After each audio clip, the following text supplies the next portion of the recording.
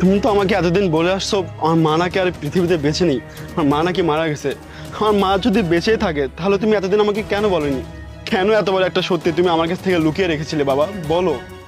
মা, তুমি তো আমাকে কখনো বলনি যে আমার বাবা জীবিত আছে। কি হলো বাবা, কিছু বলো, চুপ করে আসে কেন? আমার মা বেঁচে আছে কেন বলেনি? আর সত্যি কি উনি আমার মা?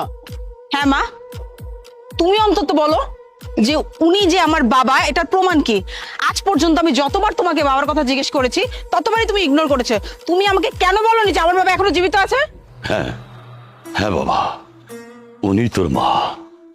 তোরা দুজন যখন এই এতটুকু ছিলি, এতটুকু ছোট ছিলি, ঠিক তখন তোর মা টাকার লোভে আমাকে তালাক দিয়ে অন্য এক জায়গায় চলে গিয়েছিল, অন্য একজনের হাত ধরে।